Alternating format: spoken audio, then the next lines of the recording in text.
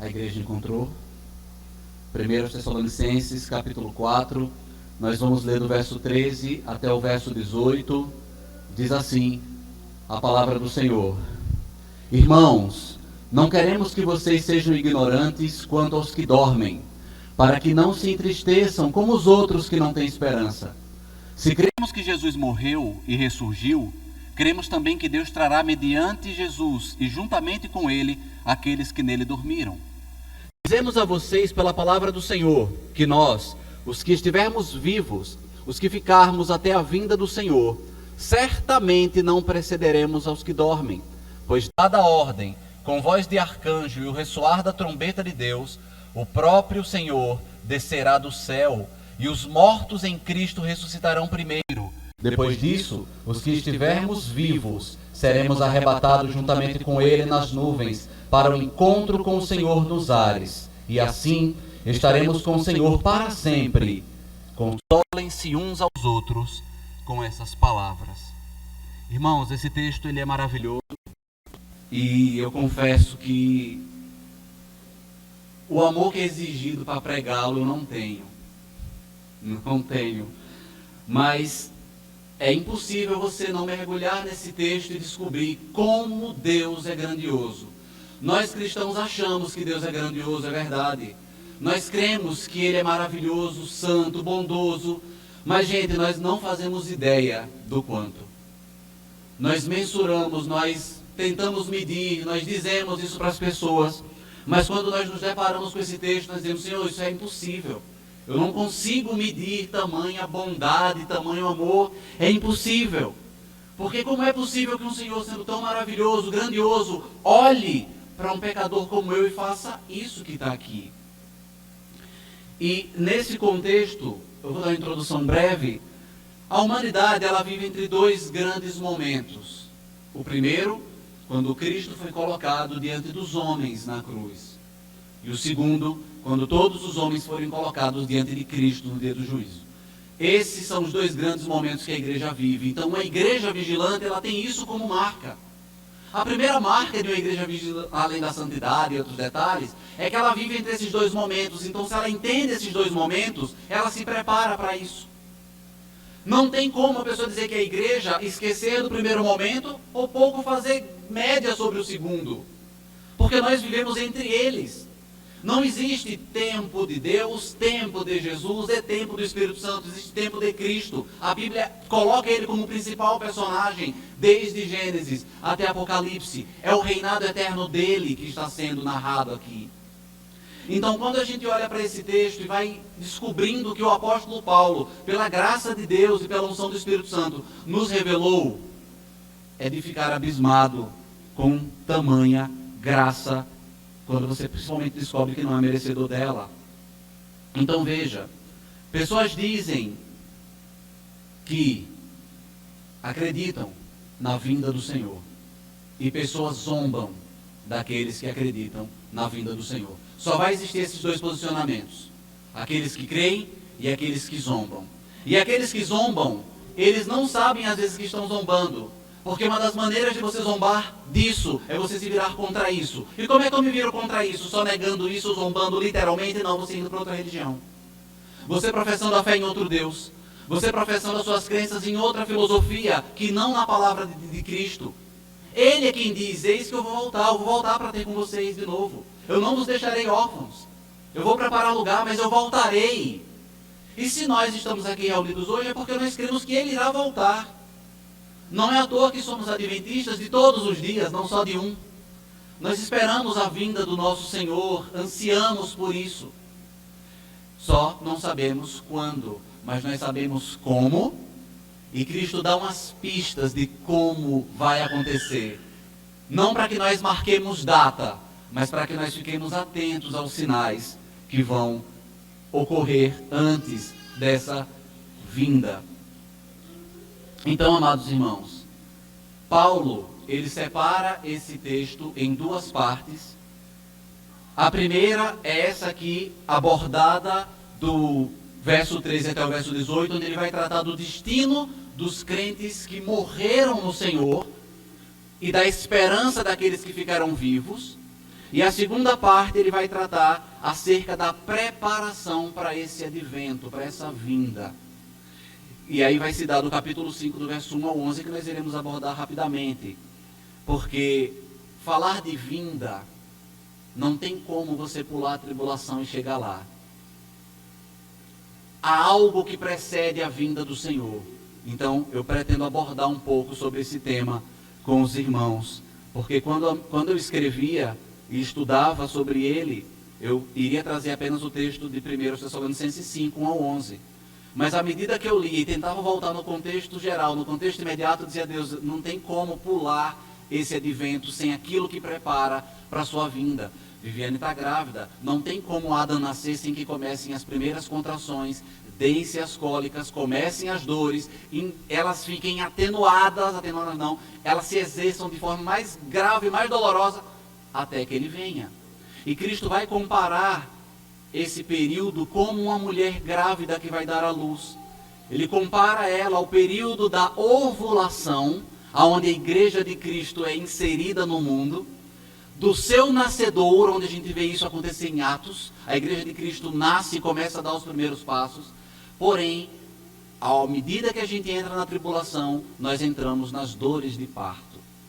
E essas dores de parto, elas são dolorosas, elas são horríveis. Nós somos homens, nós não sabemos. Mas as mulheres que já tiveram filhos sabem. Mas também elas sabem de uma coisa: a dor se atenua, se eleva até um momento em que ela é aliviada com a chegada do filho. Então, por isso que Cristo trabalha a tribulação como uma mulher que dá à luz, porque nós entraremos em um período de grande dor, de grande perseguição, de grande aflição, mas quando já estiver no ápice, isso será aliviado com a chegada do Filho de Deus. Então, nós iremos tentar trabalhar esses pontos aqui. E o primeiro ponto, rapidamente, é o seguinte: Paulo vai trabalhar dos versos 1 até o verso 8, em 1 Tessalonicenses 4, exortando os irmãos acerca da imoralidade sexual e da necessidade de santidade.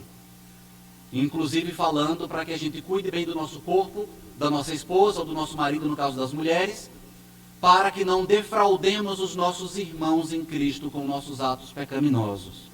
Do verso 9 até o 12, Paulo vai exortar a igreja acerca do amor fraternal e de que devemos amar os irmãos como Cristo amou a igreja, não só a esposa, mas amar aos irmãos em Cristo que Ele nos deu, e amá-los ao ponto de esforçarmos-nos para que eles estejam bem. O amor é olhar para o próximo e ver nele algo de tamanha importância que a nossa vida acabe sendo desprezada por amor àquele irmão. Esse amor sacrificial Cristo teve por nós, e raramente você vai encontrar uma pessoa que se diz crente tendo esse amor por um irmão. E finalmente, nós vamos ver que o apóstolo Paulo vai entrar dos versos 13 ao 18, que é esse que nós iremos trabalhar agora brevemente, onde ele irá abordar a vinda do Senhor, o destino dos crentes que passarão pela morte e o destino dos crentes que ficarão vivos, e como é que esse advento se dará. Então, rapidamente, eu gostaria que os irmãos relessem comigo aqui o verso 13 e o verso 14, onde Paulo diz: Irmãos, não queremos que vocês sejam ignorantes quanto aos que dormem, para que não sejam entristecidos, ou para que não se entristeçam, como os outros que não têm esperança. Paulo vai tratar aqui de esperança para o povo de Deus. Deus abençoe, amado irmão. Paulo vai tratar de esperança, porque algumas pessoas aqui, com relação à morte daqueles irmãos que já partiram, estão perdendo a esperança. E no verso 14 ele diz: se cremos que Jesus morreu e ressurgiu, cremos também que Deus trará mediante Jesus e juntamente com ele aqueles que nele dormiram. Nós vamos olhar o texto e estudando mais aprofundadamente, você vai perceber que haviam falsos profetas inseridos na igreja, dizendo que aqueles irmãos que haviam morrido não voltariam mais. Quando você vai fazer um estudo aqui do tempo e da época onde Paulo está falando isso, você vai descobrir no mínimo 2 povos ou 2 religiões paralelas aqui, atacando a igreja de Cristo: os gnósticos e os nicolaítas. Mais na frente, em Apocalipse, você vai ver Cristo elogiar uma igreja que, apesar de estar ali, odiava as obras dos nicolaítas, como ele também odiava. Então, esses falsos profetas estavam dizendo, basicamente, que aqueles irmãos da igreja que haviam sido perseguidos e morrido, nós não encontraríamos com eles de novo. E Paulo, ele vai confortar a igreja dizendo, pelo contrário, fiquem tranquilos, tenham esperança quanto àqueles que dormem, porque nós iremos encontrar com eles outro dia. Qual dia, Paulo? Ele diz, no dia que Deus enviar o próprio Filho, no dia da vinda do Senhor, você irá encontrar com seu irmão que faleceu. Você irá encontrar com seu irmão que morreu, seja de morte natural ou que foi perseguido. Mas quando você analisa o contexto mais imediato aqui, você vai descobrir que Paulo está falando exatamente daqueles irmãos que foram perseguidos. E aqui tem um ponto muito importante. O primeiro é que acaba com a doutrina do aniquilacionismo, né, que defende que aquele povo que não é eleito por Deus, que não é salvo, quando morre, a alma dele é aniquilada, né, baseadas até em texto de Ezequiel, quando diz a alma que pecar essa morrerá, e que diz que essa alma, ela não vai para o inferno, ela vai ser desintegrada, esse é o juízo. Se isso é verdade, não temamos pecar, porque se vamos ser apenas desintegrados, deixar de existir, não há problema nenhum em passar uma eternidade sem ser nada. Vamos viver aqui, né, o máximo que pudermos, aproveitar o máximo, carpe diem, né? Aproveitar o dia, aproveitar, fazê-lo como se fosse o último, e depois que morrer acaba. Paulo está dizendo que não. Então, nesse sentido, ele vai chamar a atenção dos irmãos que não percam a esperança com relação àqueles que já morreram, porque sim, nós iremos reencontrá-los. Porém, isso também coloca em xeque outra questão que é levantada aqui. Cristo vem e ele está dizendo que aqueles irmãos que morreram vão vir com Cristo. Mas eles não vão vir com Cristo de uma forma no sentido de arrebatamento secreto invisível, como é dito muitas vezes. Porque Paulo vai explicar aqui que aquelas pessoas que morreram, elas vão ressuscitar. É claro que elas estão com Cristo agora e elas anseiam pelo corpo glorioso, mas elas verão isso acontecer. Então você para e diz, espera aí, então Cristo fala isso aonde? Se a gente for olhar direito acerca da grande tribulação, Cristo vai falar em Mateus 24, aqui 1 Tessalonicenses 4 e Apocalipse 20, nós vamos ter uma ideia clara de que a igreja de Cristo passa pela grande tribulação. E para algumas pessoas aqui, conhecidas principalmente como os dispensacionalistas, que não acreditam que a igreja vai passar pela grande tribulação, existe um grande problema nesse ponto.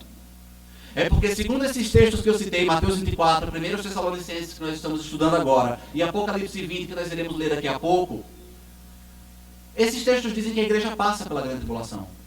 Então, se a igreja passa e o pré-tribulacionismo diz que não passa, de duas uma, ou Cristo, Paulo e João mentiram, e nós vamos ver aqui os textos, ou a igreja, ou o povo que defende o pré-tribulacionismo, errou, para eu ser mais humilde possível. Eles se equivocaram, erraram.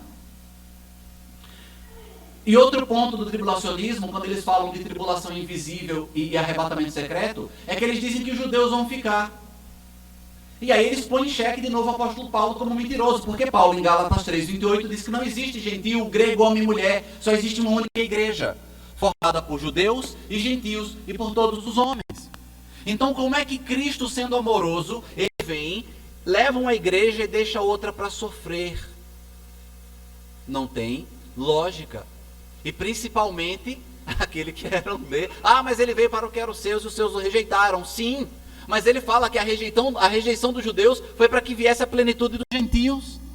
Mas que agora não há mais parede de separação, foi derrubada. E agora judeus e gentios são um único povo, uma única igreja, únicas ovelhas de um único aprisco, cujo pastor é Jesus. Então, o tema aqui não é trabalhar sobre o pré-tribulacionismo, mas eu precisei abordar por causa desse ponto. Nós precisamos ter ele em mente para o que vamos abordar agora. De novo, verso 13 e 14, Paulo está falando, irmãos, não queremos que vocês sejam ignorantes. Não sejam ignorantes, Paulo, quanto aos que dormem, ou seja, quanto aos que já morreram.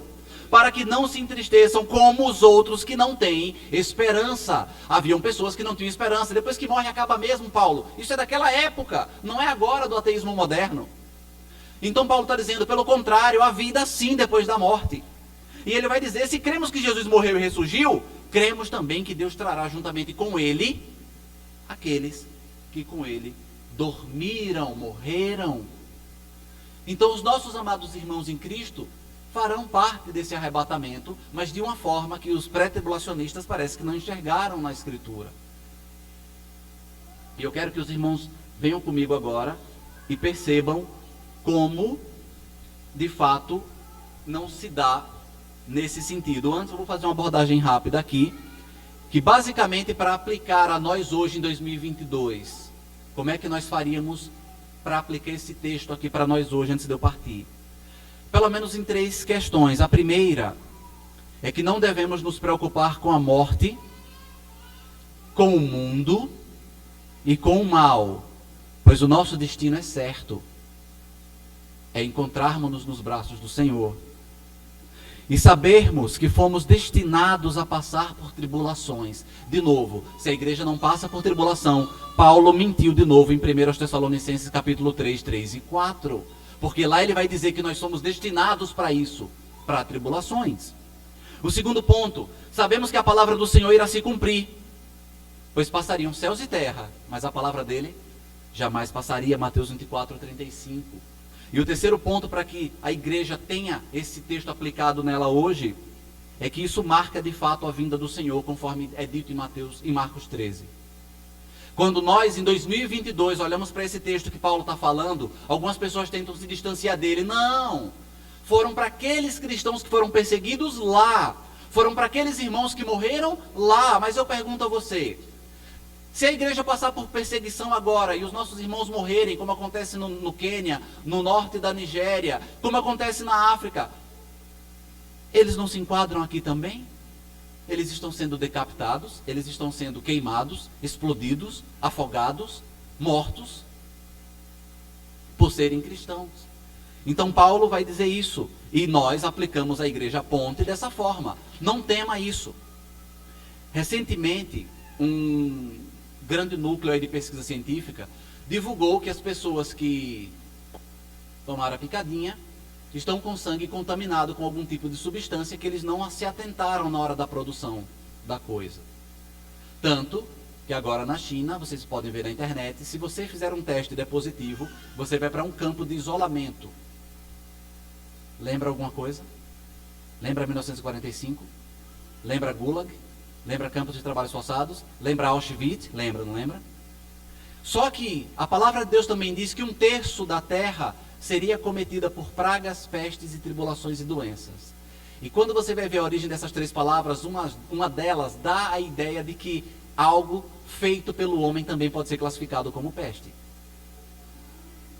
E é óbvio que nós cristãos somos retrógrados, antiquados, tradicionalistas, né? Sempre somos aqueles que estão contra o avanço da modernidade, do ecumenismo geral, do macro, não do micro, né? Do macroecumenismo.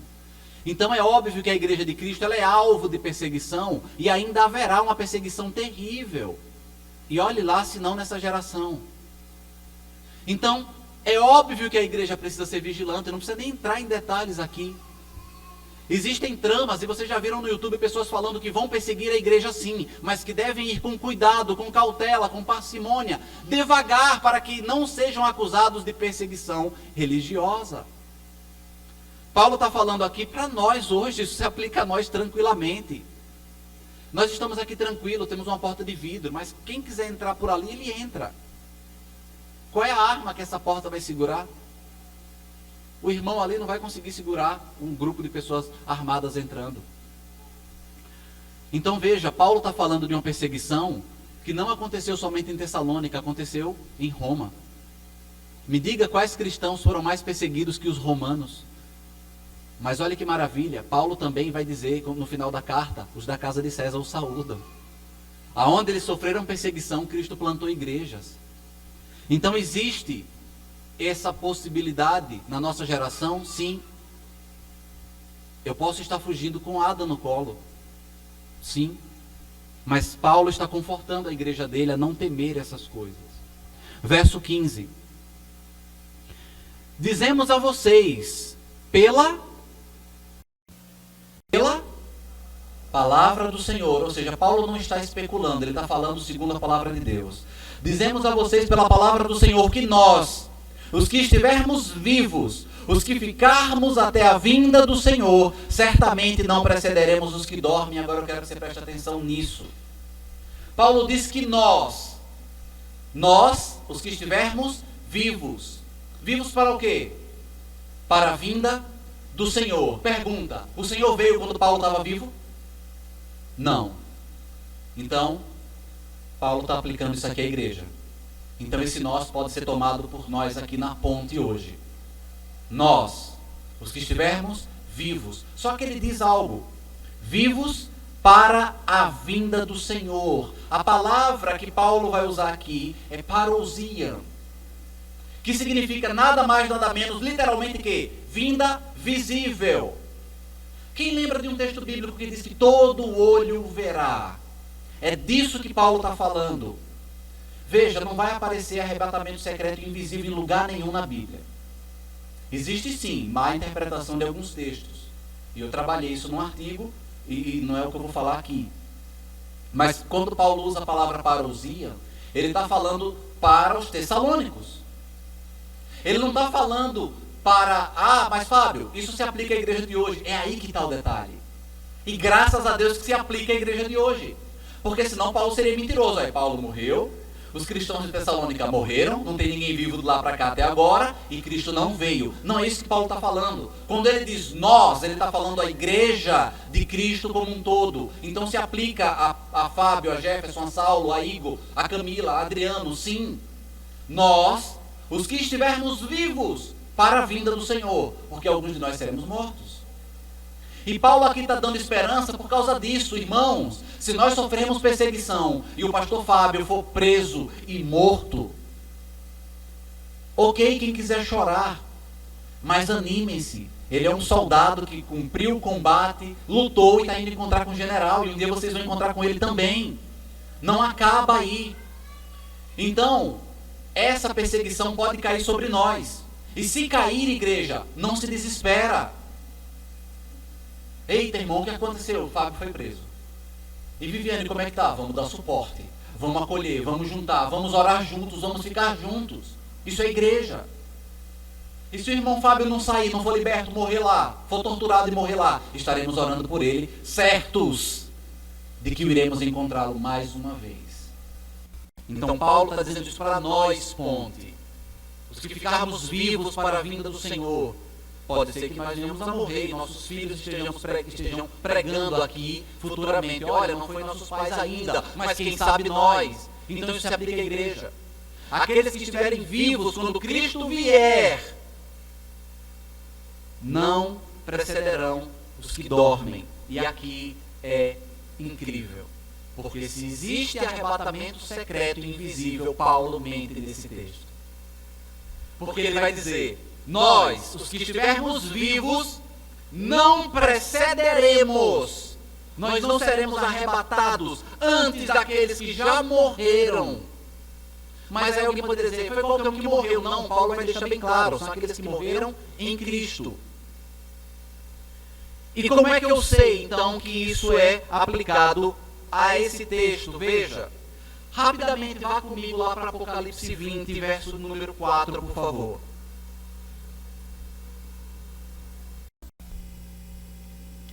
Apocalipse 20, verso de número 4.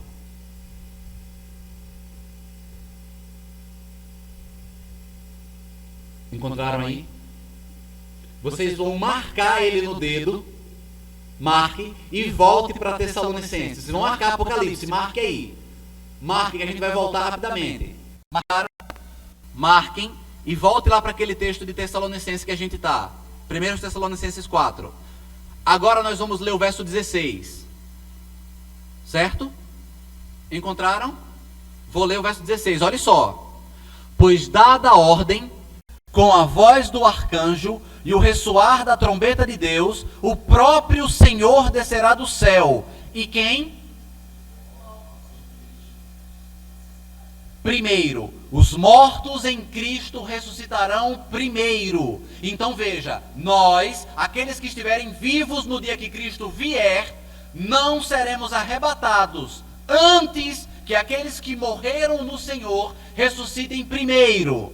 Tá ok? Vai lá para Apocalipse 20 agora. Verso de número 4. Chegaram? Olha o que João vai dizer. Vi também tronos, e nesses sentaram aqueles aos quais foi dada a autoridade de julgar. Preste atenção. Vi ainda as almas dos decapitados por causa de quê? Do testemunho de Jesus, bem como por causa da palavra de Deus. E olha o que é que acontece com eles. Tantos quantos não adoraram a besta, nem tampouco a sua imagem, e não receberam a marca na fronte e na mão, e viveram e reinaram com Cristo durante 1000 anos. Preste atenção. João está dizendo que aqueles que morreram em Cristo, morreram em que período?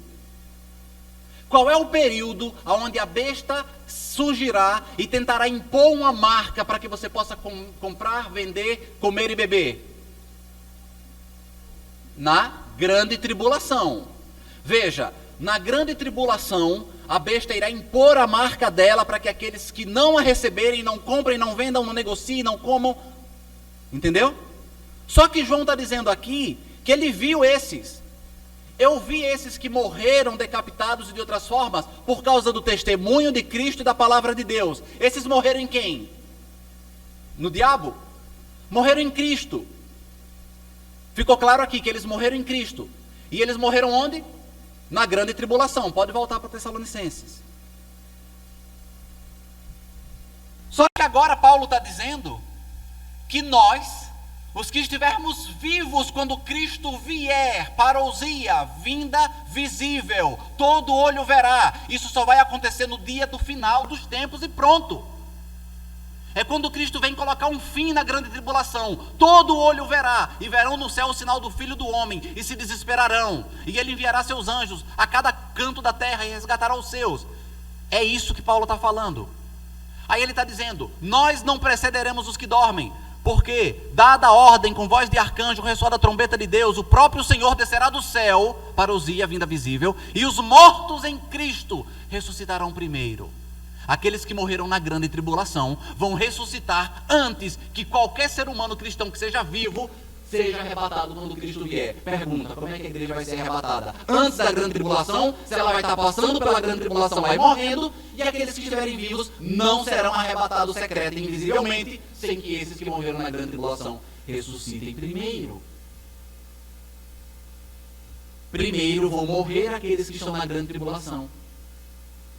E o arrebatamento secreto? Até agora não teve. Porque Paulo vai dizer que nós não vamos preceder esses que morreram em Cristo. Aqueles que estiverem vivos para a vinda do Senhor não serão arrebatados antes que esses que morreram em Cristo ressuscitem primeiro. Então não tem arrebatamento secreto, nem vinda visível. Desculpe. Ah, Fábio, mas tem texto tal. De novo, não é o artigo que eu escrevi falando sobre a grande tribulação e a igreja de Deus, mas não existe essa possibilidade. Se isso existe, Paulo mentiu aqui, João mentiu aqui, Cristo mentiu em Mateus 24.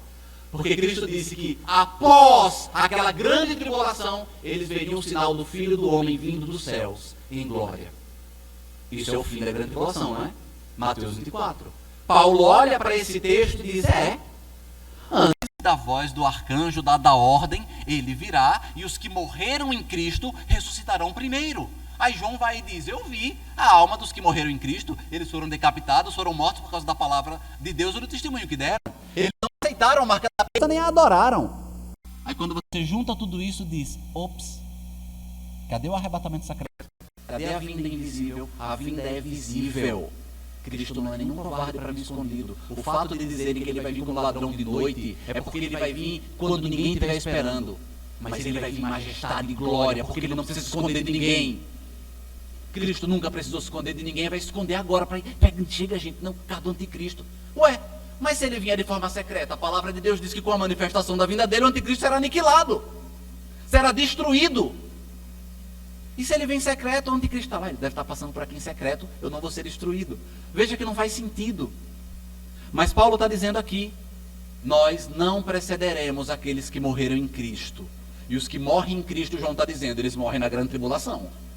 Então, igreja, nós devemos ser uma igreja vigilante, principalmente por causa disso. Porque nós vamos adentrar tribulação adentro. E olhe só que incrível. Quando Paulo fala que os que morreram em Cristo ressuscitarão primeiro, isso faz eco ao texto de Corinto, quando diz que, acho que 1 Coríntios, lá para o verso 50, 51, quando diz que num piscar de olhos, ou num piscar de olhos, nós seremos revestidos. Aí você para e faz. Então, peraí. Os que morreram na grande tribulação irão ressuscitar, sim. E nós, os que estivermos vivos, seremos transformados na mesma hora. E na mesma hora seremos arrebatados. Olha que Paulo falando. Então o piscar de olhos não é tchum, e roupas caindo e pessoas sumindo, gente. A palavra grega ali utilizada é átomo, que significa num momento, mas num momento incerto. É num momento que eu não sei qual é, por isso que eu não posso fazer marcação de data para quando Cristo vier. É num momento, mas num momento que ninguém consegue dizer, é agora. Então átomo ali é num momento, quando Cristo vier, ele vai pôr fim à grande tribulação, aqueles que morreram nele ressuscitarão em corpos glorificados, aqueles que estiverem fugindo da perseguição, se escondendo, ou imagine que glória, está lá eu amarrado, com a minha cabeça já para ser degolada, na hora que a espada está subindo, Cristo volta e meu corpo é transformado na frente do cara, ele não vai poder me cortar mais, ele não vai poder fazer mais nada, eu só cair de joelho e dizer, o Senhor é Deus. Por que temer a tribulação, igreja? Você vai ser transformado e vai ter um corpo igual ao do Senhor. Ah, Fábio, mas dói, não é bom. É claro, se não fosse bom, ele não estaria cantando. Eu quero ver o povo que canta a glória na tribulação. É correr, é se esconder, é tentar catar alguma coisa para comer e sobreviver. E quem passou por Auschwitz e viu é comer o que tiver. Achar um rato é uma festa, é um banquete. Mas no dia da glória, quem sentará à cabeceira da mesa para o grande banquete é o próprio Salvador. E nós estaremos sentados com ele, olhando um para o outro, dizendo, viu, irmão? Vale a pena negar a nós mesmos. Nós não negamos, é fato. A maior briga do cristão na terra não é contra demônios. É contra ele. É contra a sua vontade. É contra aquilo que nós queremos. E outra. Nesse texto aqui, ele vai dizer que depois dessa ordem, Cristo vem. Mas vem cá, Apocalipse não fala que a besta, não sei o que, a gente foi arrebatado antes? Eu vou insistir ainda nesse arrebatado antes. Tá, a igreja foi arrebatada antes. Apocalipse 13:7 diz o seguinte. Apocalipse 13:7 diz o seguinte. 13, verso 7. Foi-lhe dado poder para guerrear contra os santos e vencê-los. Foi-lhe dada autoridade sobre toda tribo, povo, língua e nação. Foi dado esse poder a quem? Ao anticristo. Pergunta, se a igreja, os santos, já estão lá com Cristo, e aqui está dizendo que ele vai lá e faz guerra contra os santos e os vence, significa que ele foi até lá ao céu, meteu uma porrada em todo mundo lá e venceu a gente. Isso é impossível. Por quê? Porque com a manifestação do Filho do Homem, todo o exército do inimigo vai estar da frente dele. Como é que ele vai lutar? A única arma que ele vai levantar. Ó, exército de Deus, puxem suas espadas. Cristo não precisa não. Então como é que esse camarada aqui recebeu o poder para fazer guerra aos santos e vencê-los? Só se for aqui na terra. No céu ele nem ousa tocar. É aqui. Então veja, o texto aqui está falando de novo da grande tribulação. Na grande tribulação, muitos santos serão perseguidos e vencidos, presos e mortos. Só que Paulo está dizendo, não se preocupem. Claro que a gente ama e chora. Imagine, descobriu, nosso irmão foi preso, pastor Jefferson. Estão lá por perseguição, a gente sabendo que é por causa de perseguição religiosa. E estão dizendo que vão matar se ele não negar o Senhor. A gente vai se reunir aqui, vai orar. É claro que a gente vai ficar com medo, porque de repente a porta pode ser arrebentada e eles entrarem. Mas Paulo está dizendo, não fiquem desesperançosos. Esses que estão caindo no campo de batalha, você vai ver eles de novo. Só que quando eles vierem, eles vão vir tão gloriosos que o mal não vai poder fazer mais nada. É por isso que a igreja, ela fica vigilante. Porque ela sabe que o pior inimigo está dentro dela. É o eu. O diabo anda em derredor. Nossa carne está dentro. Ela olha e cobiça todos os pecados. Ela almeja e deseja cometê-los. O diabo está passando lá fora só com a bandeja. É você que vai e se serve. Então é o nosso maior inimigo. A igreja deve estar vigilante. E quando o pessoal normalmente prega aí fora sobre igreja vigilante, os inimigos sempre são externos. Sempre os inimigos são externos. Ou é a vizinha que fala mal, ou é a irmã que não gostou da unha do esmalte da irmã que pintou, ou é o irmão que fala mal da igreja, ou é o diabo que está... Gente, o maior inimigo da igreja é você. Por quê? Porque enquanto você é igreja, você mesmo lá dentro quer que você desista de Cristo. O seu espírito quer o Senhor, a sua carne quer tudo o que for pecaminoso. Essa é a sua maior briga. O diabo está torcendo por você, pela sua carne. Vai, libere-se, apodere-se, empodere-se, faz o que tu queres. E Paulo está dizendo, não, por isso seremos perseguidos, porque a igreja, ela é um farol, a igreja ela é sal, a igreja ela é luz, a igreja briga contra os costumes cotidianos. Então veja, Paulo vai dizer, deixa eu só voltar para ver o verso que eu pulei.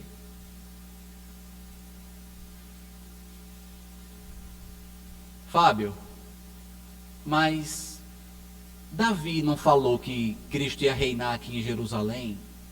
E que ia se sentar no seu trono e que iria reinar? Gente, Atos, capítulo 2, verso 29 ao 31. Atos capítulo 2, 29 ao 31. Fábio, Davi disse que Deus prometeu para ele um descendente que sentaria no trono dele.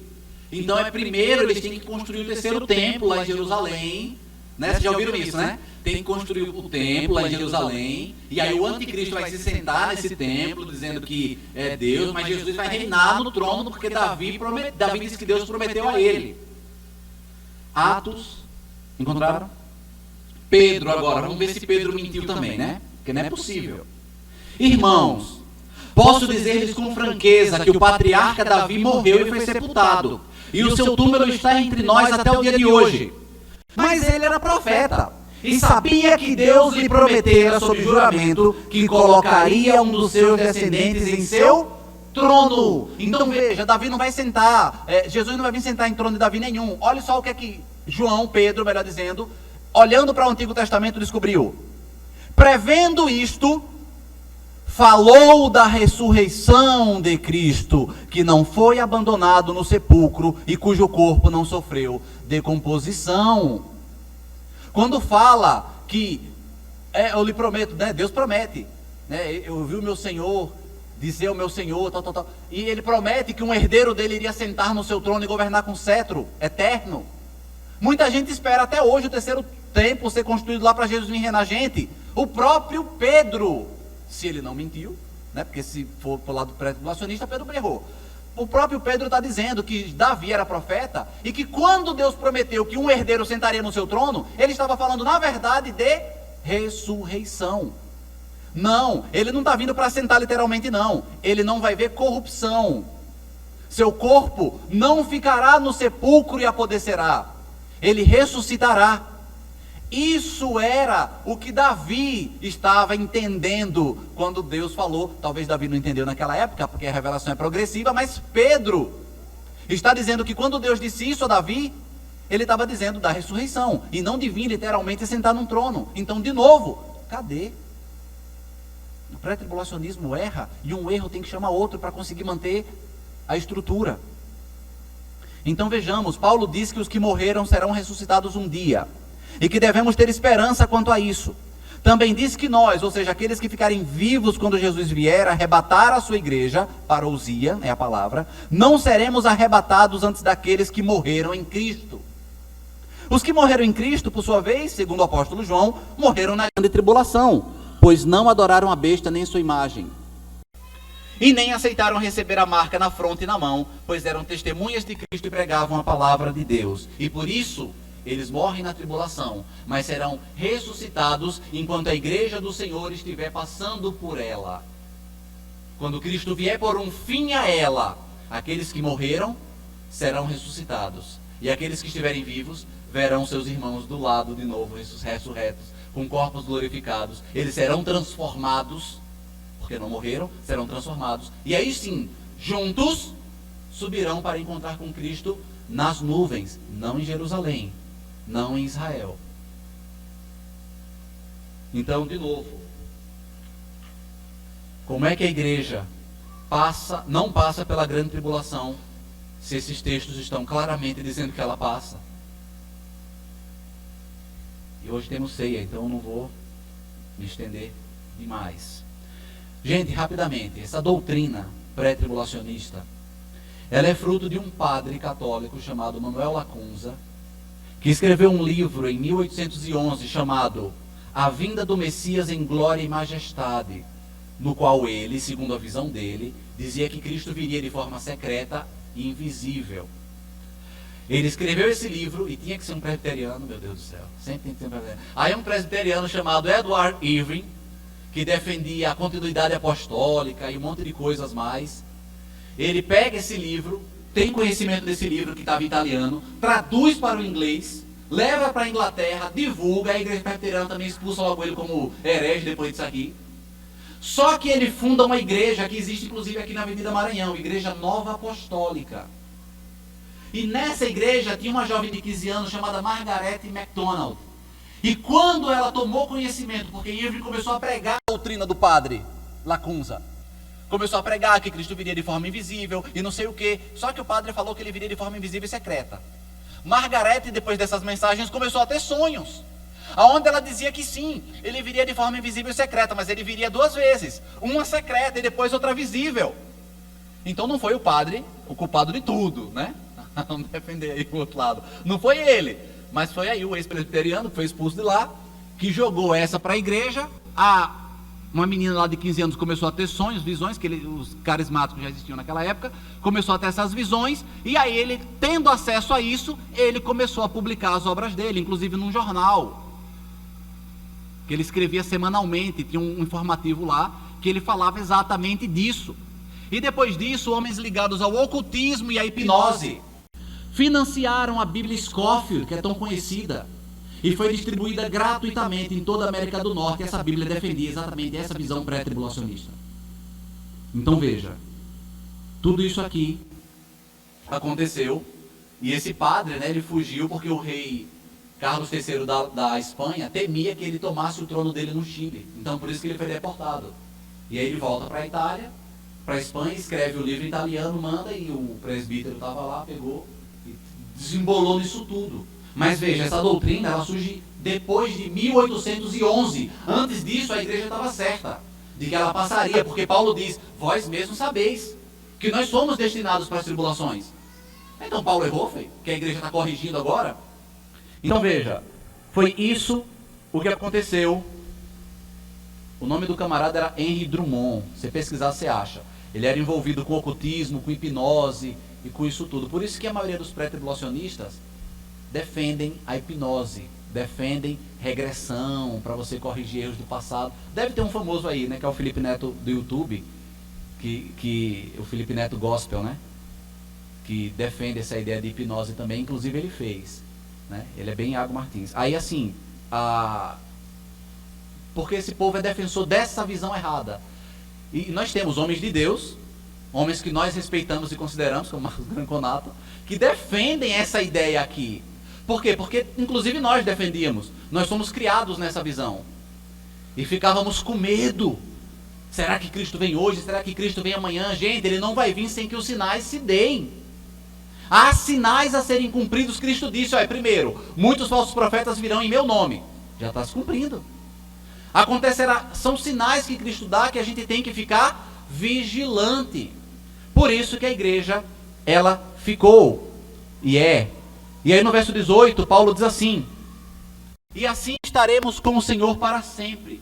Consolem-se uns aos outros com estas palavras. E eu quero rapidamente que os irmãos venham comigo até o capítulo 5. Eu vou ler brevemente o verso 1 até o verso 11. E não vou fazer aqui uma exposição desses versos, mas abordar sobre a nossa necessidade de vigilância. Porque com o passar dos anos nós somos ensinados de forma errada o que é que uma igreja vigilante é.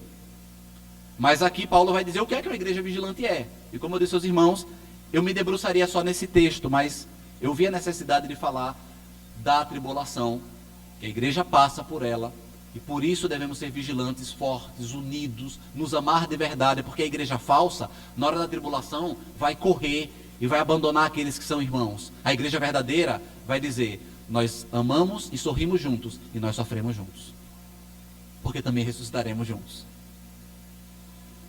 1 Tessalonicenses 5, 1 ao 11. Amém? Irmãos, quanto aos tempos e épocas, não precisamos escrever-lhes, pois vocês mesmos sabem perfeitamente que o dia do Senhor virá como ladrão à noite. Percebeu agora como esse texto de ladrão à noite faz mais sentido? Não é que ele vai... Ele vai vir quando ninguém estiver esperando. Quando todo mundo estiver gritando paz, alegria, ele vai vir. Por quê? Porque a tribulação vai cair sobre eles. Quando disserem, olha lá, paz e segurança, a destruição virá sobre eles de repente, como as dores de parto a uma mulher grávida, e de modo nenhum escaparão. Mas vocês, vejam, os irmãos, não estão em trevas para que esse dia surpreenda como um ladrão. Ainda que Cristo venha como ladrão, ele não vai surpreender a igreja dele, porque a igreja dele vai olhar para os sinais. A igreja vai dizer: ó, está ocorrendo, olha o que está acontecendo. Ele vai, sai daí, isso é sensacionalismo. Nós estaremos vendo. Vamos lá. Vocês todos são filhos da luz, filhos do dia. Não somos da noite nem das trevas. Portanto, não durmamos como os demais, mas estejamos atentos e sejamos sóbrios. Pois que dormem, dormem de noite. E os que se embriagam, embriagam-se à noite. Nós, porém, somos do dia. Sejamos sóbrios, vestindo a couraça da fé e do amor e o capacete da esperança da salvação. Porque Deus não destinou-nos a ira, mas para recebermos a salvação por meio do nosso Senhor Jesus Cristo. Ele morreu por nós, para que, quer estejamos acordados, quer estejamos dormindo, sejamos ou estejamos ou vivamos unidos a Ele. Por isso exortem-se e edifiquem-se uns aos outros, como de fato vocês estão fazendo. Veja, eu vou pegar aqui rapidamente o verso 1 até o verso 3. Irmãos, quanto aos tempos e épocas, não precisamos escrever-lhes, pois vocês sabem perfeitamente que o dia do Senhor virá como ladrão à noite, quando disserem paz e segurança. A destruição virá sobre eles, de repente, como as dores de parto a uma grávida, de modo que não escaparão. Paulo descreve a grande tribulação de novo como, veja que Paulo descreve aqui, agora, não a grande tribulação, mas a vinda do Senhor. Ele entra na grande tribulação falando da grávida, mas antes ele fala da vinda. Nós não seremos pegos de surpresa. A igreja de Cristo não. Por quê? Porque ela está vigilante, ela está em advento, ela está aguardando. A igreja de Cristo aguarda. E como é que nós em 2022 aguardamos? Assim? E aí, Fábio, estou esperando, estou aguardando. Nós aguardamos amando, se doando, se dando, trabalhando, edificando. Isso que nós estamos fazendo é sendo vigilantes, é alertando. Irmão, fique atento. Pastor Jefferson, como diz Emerson, né?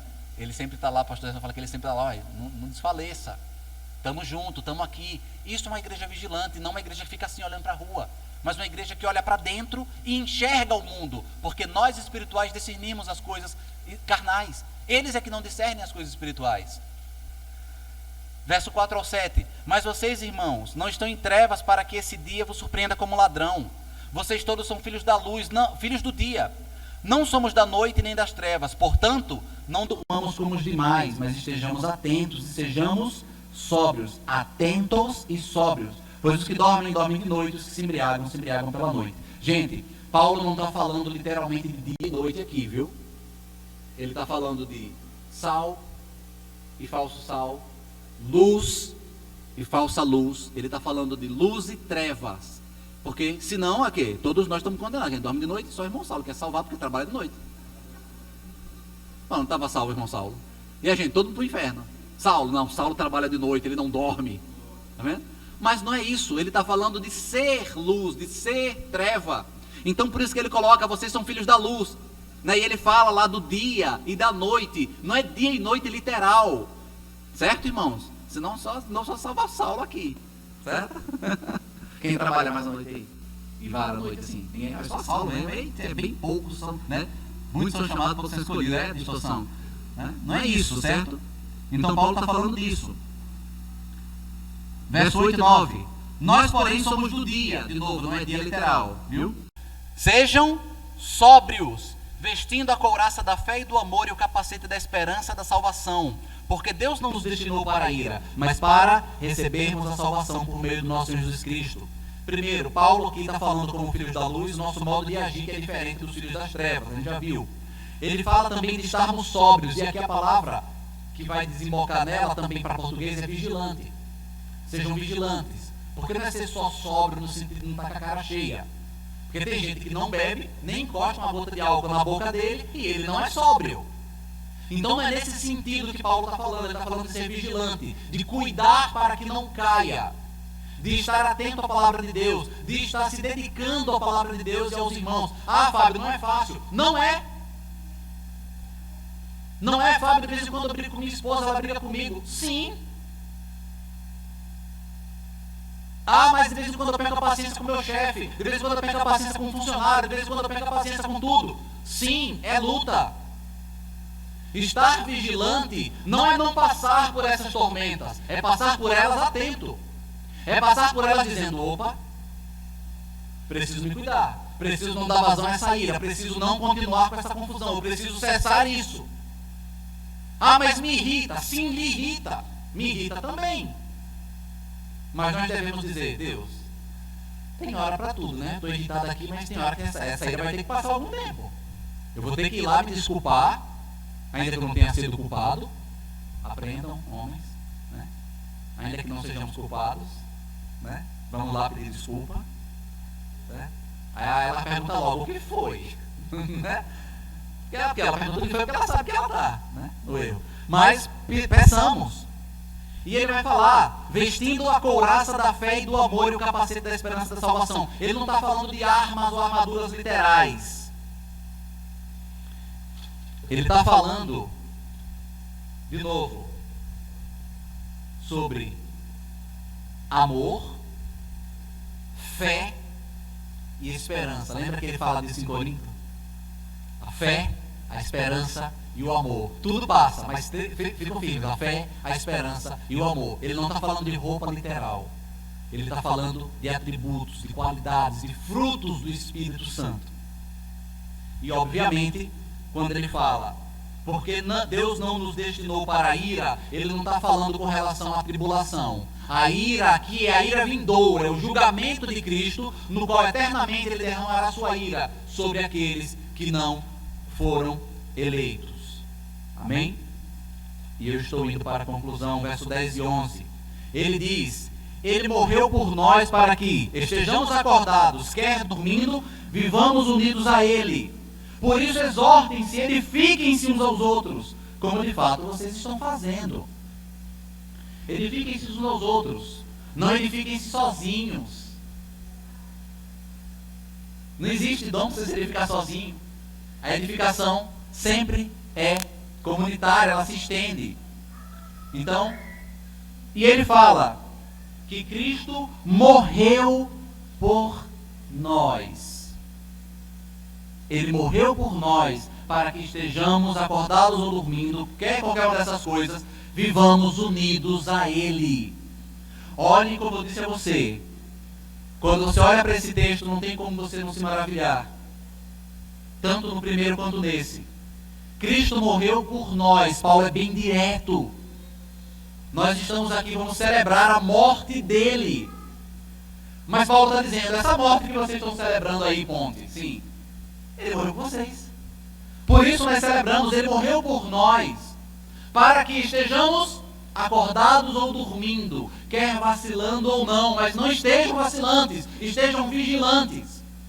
Ainda assim, ele está dizendo que você será guardado, porque não depende de você.